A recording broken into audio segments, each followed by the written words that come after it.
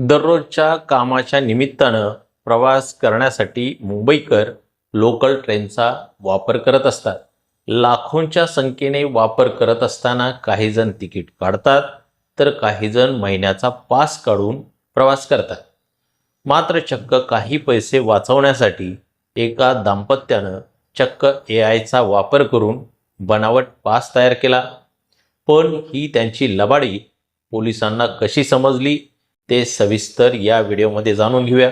नमस्कार, आपण पाहतात विशेष खास.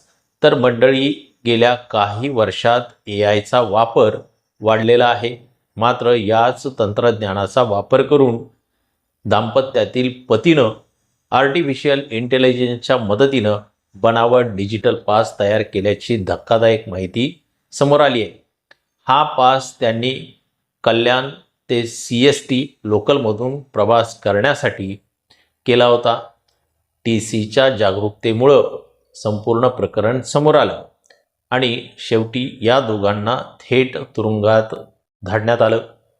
मिळालेल्या माहितीनुसार बुधवार दिनांक 26 नोव्हेंबर 2025 रोजी सकाळी गर्दीच्या वेळेत AC लोकलमध्ये नियमित तिकीट तपासणी सुरू होती.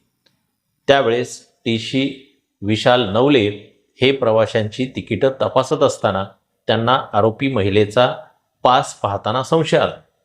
त्यांनी दाखवलेला डिजिटल पास अधिकृत UTS ॲपवर नसून थेट Google Chrome ब्राउझरवर उघडलेला होता.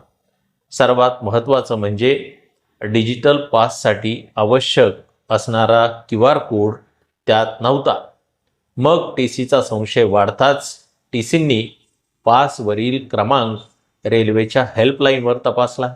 या तपासणीत उघड झालं की पासची वैधता संपलेली होती.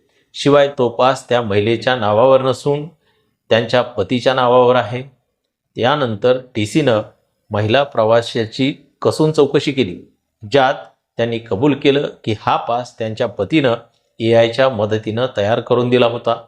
दोघांनी एकाच बनावट पासवर प्रवास करून रेल्वे प्रशासनाची फसवणूक केल्याचं स्पष्ट झाल्यावर TC नवले यांनी तात्काळ कल्याण लोहमार्ग पोलिसांकडे तक्रार दिली. पोलिसांनी दोघांना अटक करून फसवणूक आणि बनावट दस्तावेज तयार करण्याच्या प्रकरणी गुन्हा दाखल केला आहे. तर मित्रांनो, अशा पद्धतीनं AIचा वापर करून आता लोक रेल्वेची बनावट तिकीटं आणि पाससुद्धा तयार करत आहेत.